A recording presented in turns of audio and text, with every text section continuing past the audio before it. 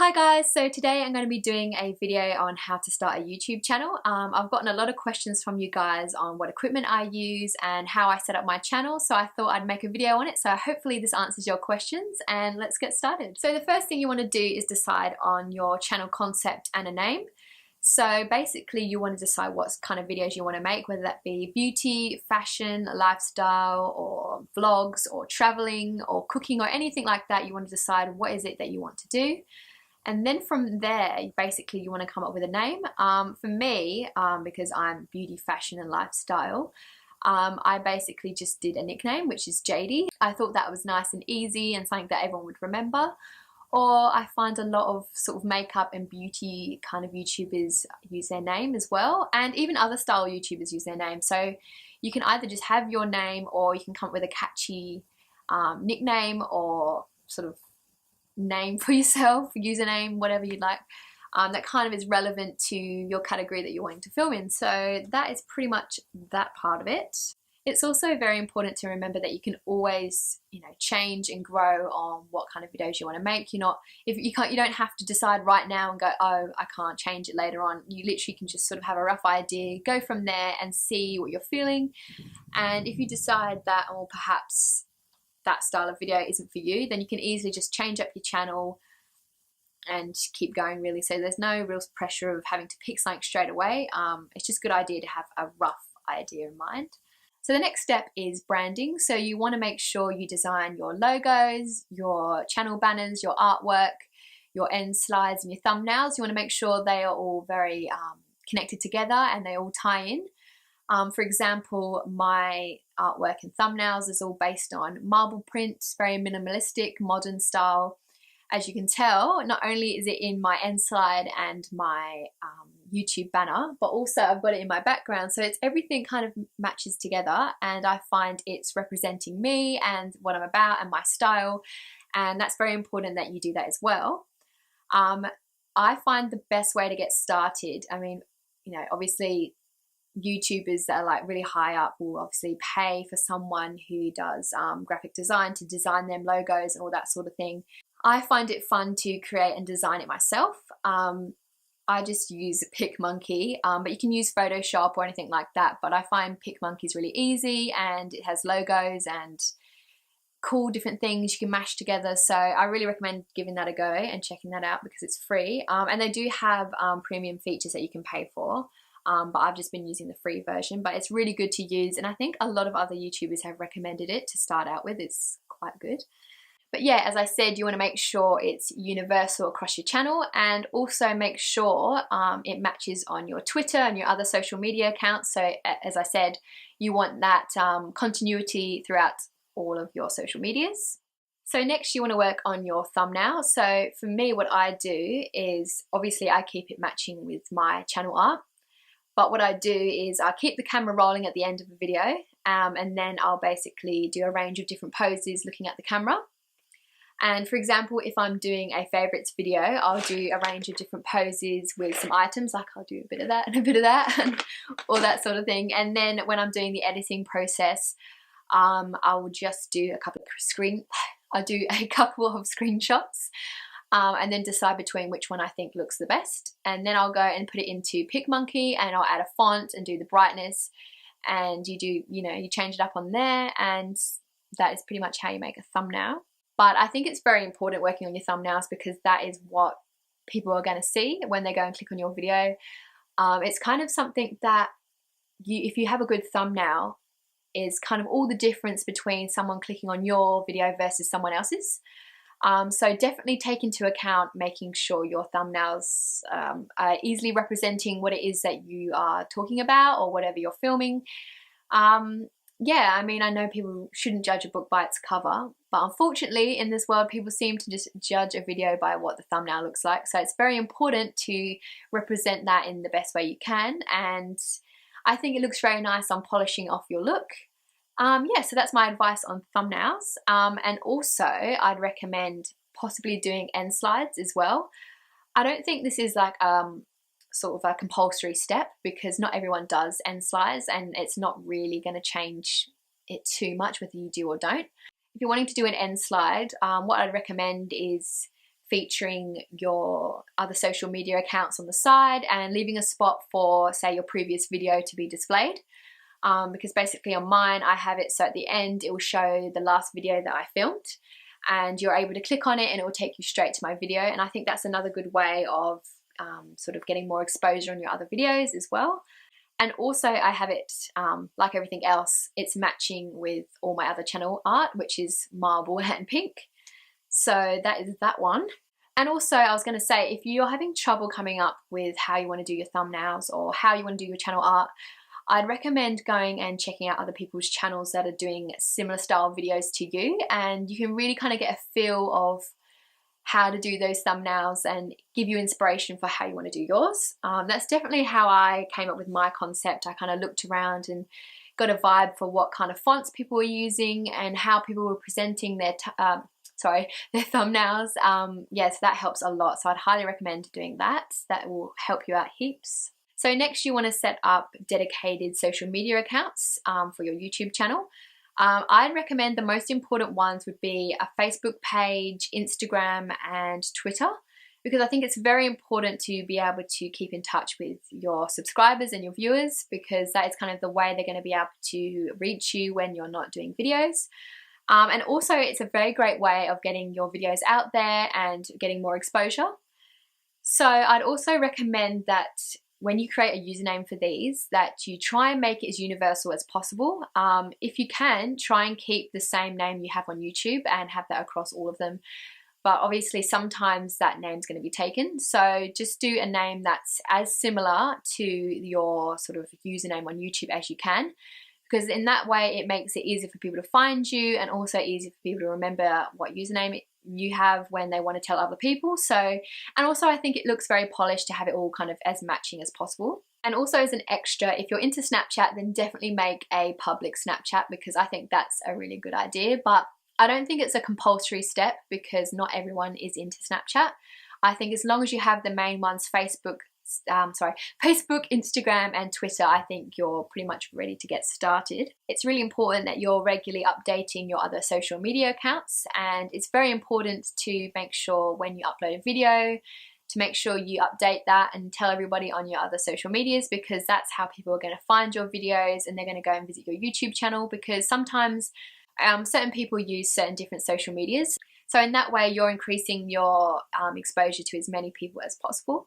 So it's very important to make sure you keep up with that, because for example, as soon as I upload a video, I post it to my Facebook page, I post a picture with a link on my Instagram, and same thing on my Twitter. And also on Snapchat I do also sort of do a little bit of a video or like a little photo of my thumbnail, and I'll send the link as well. So it's very important to make sure you're regularly updating these, because you want to keep the momentum going and you want to build that sort of fan base up. And also don't forget to make sure you link all your social medias in your description box of your videos, because people are going to want to click on those and check out your videos.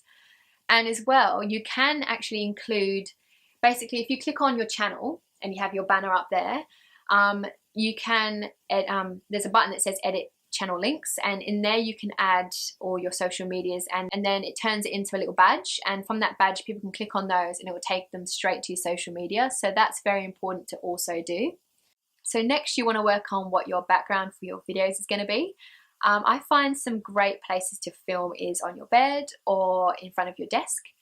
And you want to make sure that your background is tidy, because no one wants to see a video with a messy background, because it's very distracting and it distracts away from you, and obviously you want all the focus to be on what you're talking about and you want all the attention to be on you, because that is, you know, the point of the video is for people to be listening to what you're saying.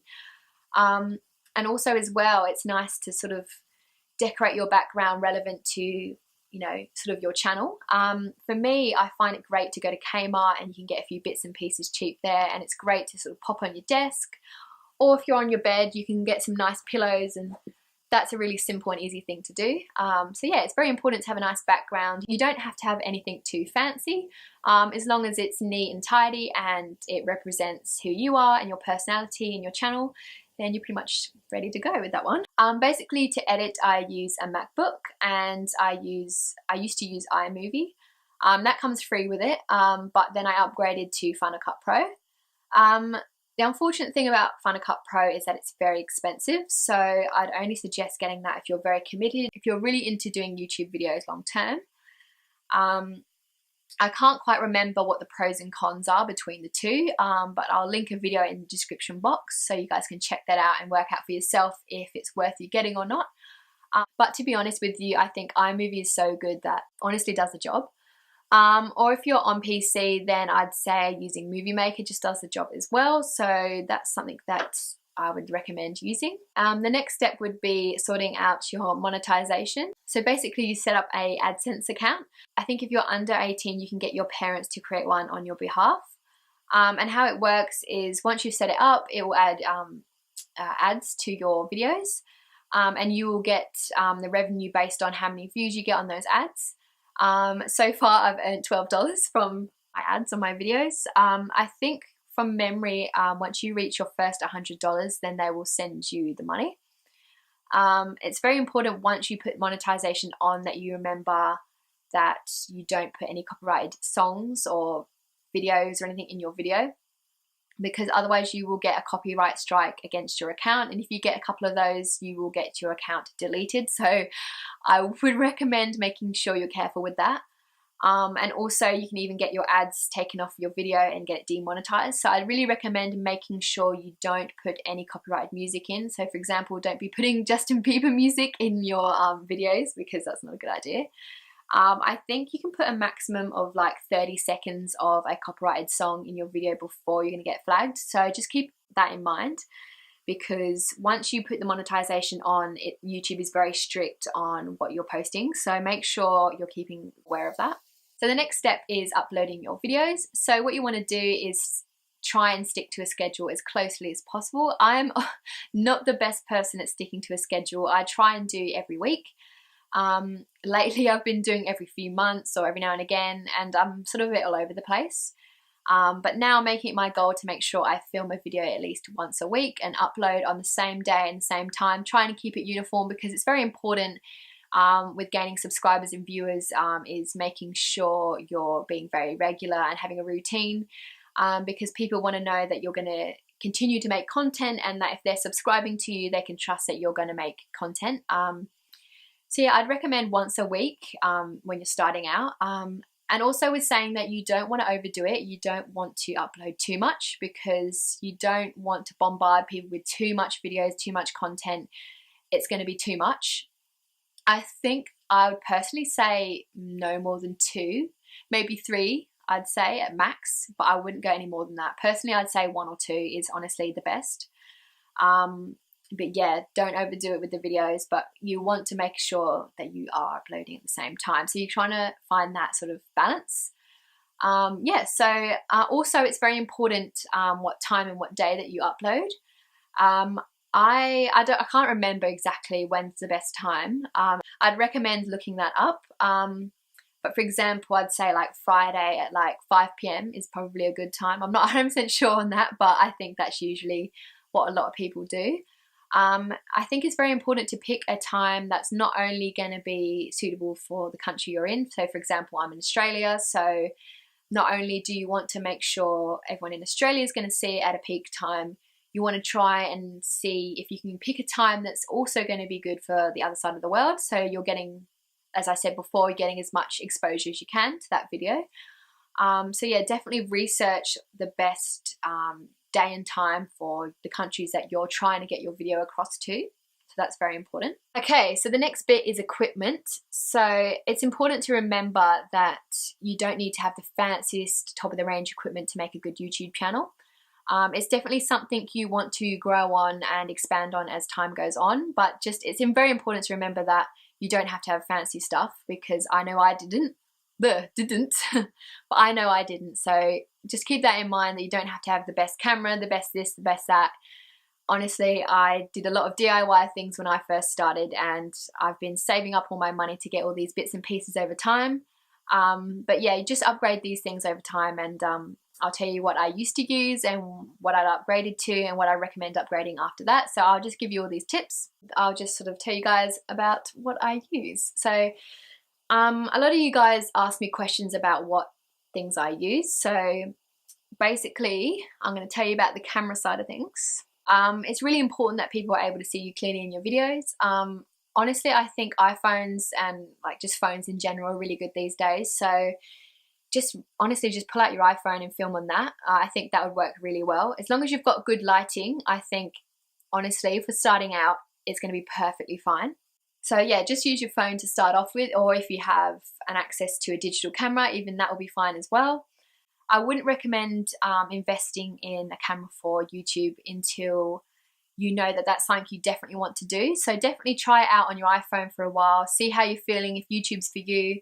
And when you decided that you're definitely into it and it's what you want to do, I'd recommend investing in a good quality DSLR.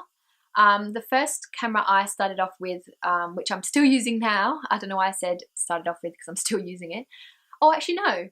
I actually started using a Nikon camera. I can't remember which one it was. I think it was a Nikon Coolpix something. And it was like a digital camera, but it was almost like a DSLR, but it was like the highest digital camera before you get to a DSLR. I'll try and find out what it was and I'll link it below. I don't know if I have any videos up right now that were on that camera, unless there was like really, really old videos. That worked really, really well. And then my first camera that I got specifically for YouTube, which I'm using right now, is the Canon EOS 600D. This camera I think has been used by loads of different YouTubers. I think from memory it's the one that Zoella first started out with. It's a really great camera, and I think one of the best bits about it was the flip screen, because you can see yourself, which makes all the difference, because sometimes it's really hard to tell if you're in the shot. And a few times I filmed a video and it wasn't until the end that I realized like half my face was like in the video, and I was just like, I can't believe it. I just filmed a whole video with half of my face in it. I was so stupid, but I mean, it's something that you work on. It's just one of those things that you're going to have to do sort of, what's it called? I made sure to do some like, what's it called? Some video tests before I got started to make sure that doesn't happen. But those are the kind of things that you'll realize how to do as time goes on. But yeah, as I said, yeah, I use a 600D. The only downside about it is that it doesn't have autofocus while you're filming. So basically, if I hold this up to you, it's not going to adjust the focus. It's just going to be at what I set it at. So that's really the only downside to it. Everything else is fantastic. It's got amazing video quality. The sound quality honestly has been pretty decent, because I've only just got a new mic today. But before that I was just using the external mic, I'm sorry, not external mic, the internal mic that pretty much is inbuilt into the camera. And that's, I mean, it's not amazing, but it's very decent. Like I think it's easy, you know, it's great when you're starting out. And yeah, the unfortunate thing is, as much as I recommend this camera, it's been discontinued. But I think the replacement camera, which is very similar in specifications, is the Canon 700D. So definitely check that out. I think that would make a great first camera. It's very similar. I think it's pretty much just a slightly maybe upgraded version. I'm not 100% sure, but I know that it's very similar. I think it also has a touch screen, whereas my one doesn't. So I think there's a few different added features perhaps that this one doesn't have. I feel like I'm losing my voice. I feel like I'm being very serious as well. I'm trying not to be. I think it's because I have a lot of points to make and I'm really concentrating hard. So I'm hoping I'm not coming across way too serious in this video. So I'm trying to be, you know, not too uptight. I mean, I think it's just because I wrote a load of things down on my phone of all the ideas that I had in my head and all the tips and all that sort of thing. But yeah, I've noticed I've been sitting here very serious and telling you about how to make YouTube videos and I'm just like, oh God. But I mean, it's really hard when you've got a lot of information to put across to make sure you're still not like, you know, to make sure that you're talking normal, I think. But yeah, I've written it all down so I don't forget. I mean, I'm not reading it off my phone, but I've just got it there to refer to because I don't want to miss anything, because I know I'll be so annoyed if I get to editing the video and I'll be like, I've just missed something important out. That would really annoy me. Oh, my nose is really itchy. Itchy. But anyway, let's get back into it. So I'd say the next upgrade from that would be the 70D. That's definitely what I've got on my list as the next upgrade that I want to do. It also is a camera that Zoella now uses, and a lot of other tubers a lot of tubers use. A lot of other YouTubers also upgraded from the 600D to the 70D as well. It's quite a common theme throughout a lot of YouTubers' channels, not channels, but you know what I mean, equipment changes, whatever. Yeah, I think the biggest difference with the 70D is that it has continuous autofocus, which is something that, yeah, look, it isn't the worst thing in the world. Like, I honestly don't hold a lot of things up to the camera, but it would be nice to be able to do that from time to time when I'm doing makeup videos or makeup tutorials. So that's definitely a big plus. And as well, it's got updated specifications, higher quality video, all that sort of thing. And also it has a touch screen and it has Wi-Fi capabilities. So that's definitely worth upgrading to once you're getting more established. Obviously, it's still something that I haven't got yet. It's quite a pricey camera. It's definitely a big jump from the 600D or the 700D. But as I said, that's something you would upgrade as time goes on. It's not something you would start out with. I mean, I'm totally happy with my 600D. It's really great quality. There's only a couple of little bits and pieces that I would like from the 70D that would be worth my while. But yeah, as I said with cameras, you just slowly sort of upgrade them as you go.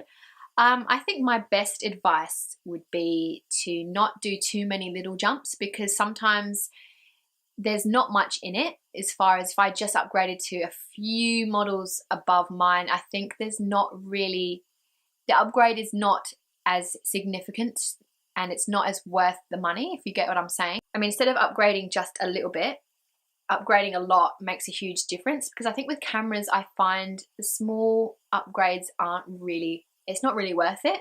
So I'd say just, yeah, keep hold of your money, and when you want to upgrade, do as big of a jump as you can without overstretching yourself. But I think that's definitely how I'd recommend doing it. As I said, just because I know that sometimes doing the little upgrades, you're not really getting enough sort of, what's the word? You're not really getting enough not bonus features, but you're not really getting much of a difference for the money that you're paying to upgrade.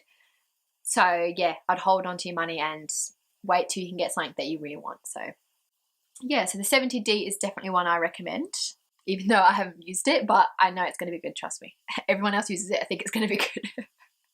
I think that's pretty much how I find all my equipment, to be honest. I do pretty much research on what other YouTubers use, because at the end of the day, that is what works, isn't it? I mean, if you have a favorite YouTuber and you love the quality of their videos, chances are their equipment obviously is working well for them. So it's definitely good to sort of look around and see what other YouTubers are using, and obviously checking out different YouTubers at different stages as well, like what YouTubers at your level are using and all that sort of thing. So you can kind of be on par and realize, you know, what kind of things you can be using, because funny enough, I find there's a lot of things I didn't know existed, and I've learned from other YouTubers that I've watched that use certain different things. I'm like, wow, I didn't know about that. I'll try that out. So it's definitely worth investigating and having a little look around. Also, if, for example, your channel is just a vlogging channel, or if you're making a extra channel that is dedicated to vlogging, you're going to want to have obviously a vlogging camera. For this, I'd say starting out just using your iPhone. That is what I used. There's obviously certain things about it that aren't going to be as good as a camera that's dedicated to it. For example, using my iPhone worked pretty well. The only downside to it would be was image stabilization. But I think if you have the iPhone 7, that you won't have a problem with that. But I did vlogs on my iPhone 6, and I think the video quality was really good. But just, yeah, as I said, video stability was kind of a bit of a problem. But it's just something to keep an eye on, and making sure that you keep your hand as still as you can, and maybe sort of not walking too fast when you're vlogging. But other than that, honestly, I think using your phone works perfectly fine for vlogging.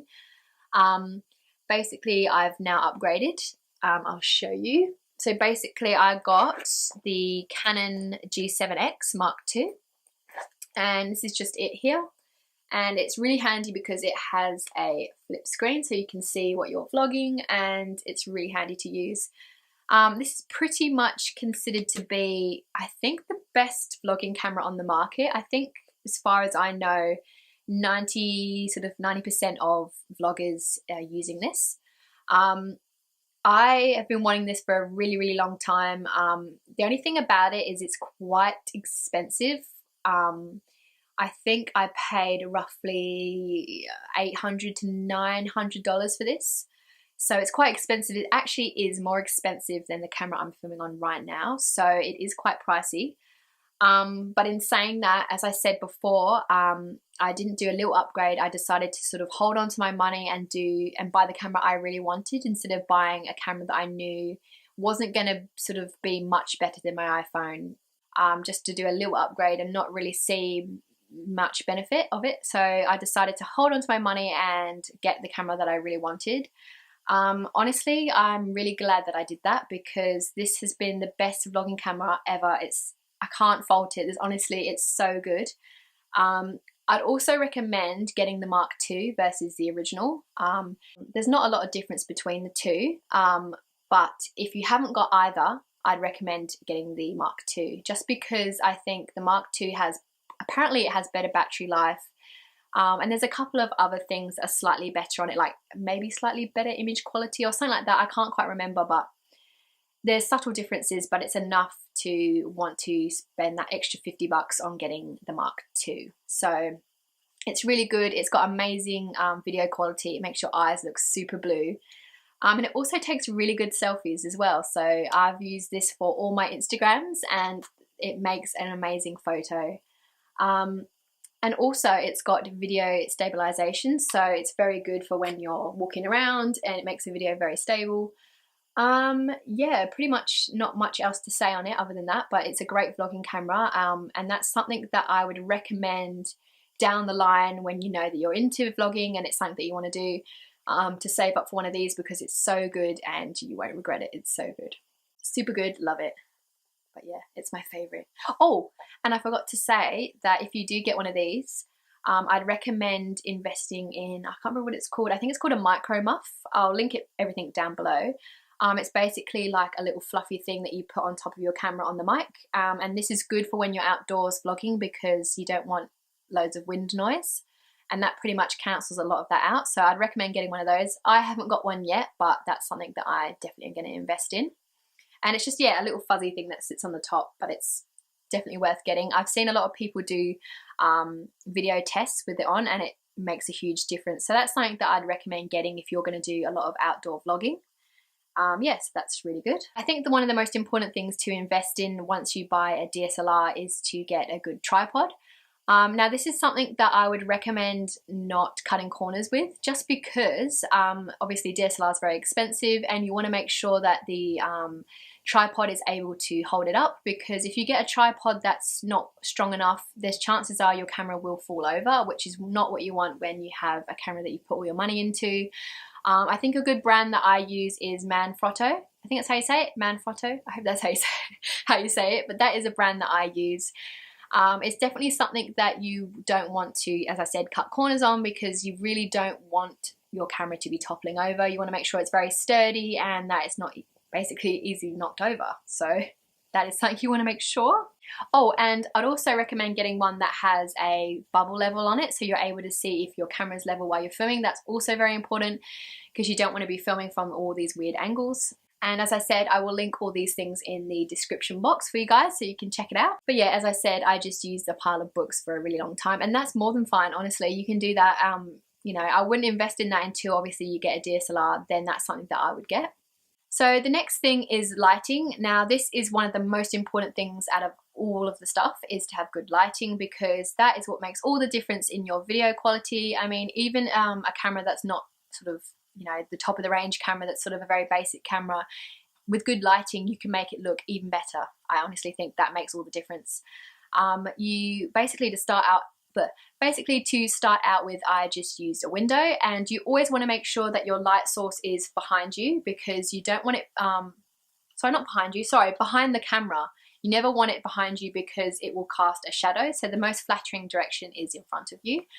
So yeah, I just used a window for quite a long time, and then I invested in some light boxes, and these, honestly, I feel like to start with, you can get some cheap ones off eBay and they do the job just as well as the expensive ones. yeah, so I got some off eBay and they were very cheap. I got 2 for the price of like 80 bucks. And then I also bought stands for them as well, which altogether I think came to about $100. So really that's super cheap for light boxes. And then for bulbs, I'd recommend getting the LED bulbs. I think they're quite expensive, like say, I don't know, maybe $30. I can't remember if it's for 1 or for 2, but they're quite expensive, but I think they last like 10 years or 20 years. It's like crazy like that, which is honestly better to get because you don't want to be constantly replacing light bulbs and all of that because it just gets annoying. But yeah, they're really, and they're very bright as well, which is what you want. You want very bright bulbs because you want to be able to light up your space. And also it's very important to make sure you only use cool toned lighting. You don't want yellow lighting, warm light, no, because it kind of makes it everything very orange and that's not what you're looking for. So make sure if you're using light bulbs that you use cool tone ones. And as well, making sure that the lights in your filming area are also cool tone. Like for example, in my room, I have a cool tone bulb above, and also turning off any lamps or anything else in the room that are yellow toned because that will affect basically what you look like in the video. So that's very important to be aware of that because it makes all the difference. Honestly, I didn't know anything about this when I first started. I didn't know about cool tone lights, warm tone lights, anything like that. But I mean, I've learned a lot since I started, but that's definitely my biggest tip, is to make sure that you have nice lighting. And honestly, using a window works just as well. I think sometimes it works better. But yeah, just having light boxes gives you that flexibility to be able to film whenever you want. And also if it's a very shadowy day, you can sort of, you know, that's the other problem as well, is when it's very shadowy or dark outside in the day, you know, sometimes that can affect, you know, the lighting quality. So light boxes, you can never go wrong with those. But yeah, you can get really cheap ones off eBay and they work amazingly. The next thing is sound. So basically I just use the inbuilt mic in my camera for pretty much this whole time. Today is the only time I've actually used a external mic on my camera. With sound, it's definitely something worth investing in when you get the chance. It's not something that you have to do straight away. As long as you can hear yourself very clearly and people can understand what you're saying, then for the most part you should be okay. Although using your internal mic with your camera, there can be a lot of background noise, but you can easily edit that out in editing software, or you can also put background noise, background music in, so that, and put it on low, and that can sort of hide or mask the background noise that you're having in your videos. But yeah, as I said, there's no big jump to go and rush out and get a microphone. I've only literally just bought one now, and I've got the Video Micro, which is honestly very affordable. I love Rode mics. I think they're very, very good quality. Also, what a lot of other YouTubers use. I think Zoella also uses this one right now on her videos. It's very easy to use, it's very small, and the good part about it is that there's no batteries, because honestly you don't want to worry about having to charge a load of different things. Yeah, and it's fantastic, and it comes with a dead cat, which is that fairy thing that goes around the outside, which is good for wind noise reduction. But yeah, I'm using this today, so I'm giving this a go. I have noticed that it did have a bit of background noise with this one as well. I'd recommend playing around with your camera settings, making sure that the AGC is off, which is the automatic gain control. Not all cameras can allow you to turn this off. I think mine can't. But the way to get around this is just editing out background noise in editing software. With Final Cut Pro, I'm able to completely remove the background noise, which is completely fine, so that's easy for me to do. It's good to keep in mind with external mics to make sure that you combat the background noise, because that can be very distracting in a video. But there's easy ways around it, like I said, turning down the AGC, or you know, fiddling around with your camera settings, or even just editing it out in the editing process, which is really easy to do. It's not a big deal. But yeah, just make sure you are aware of that.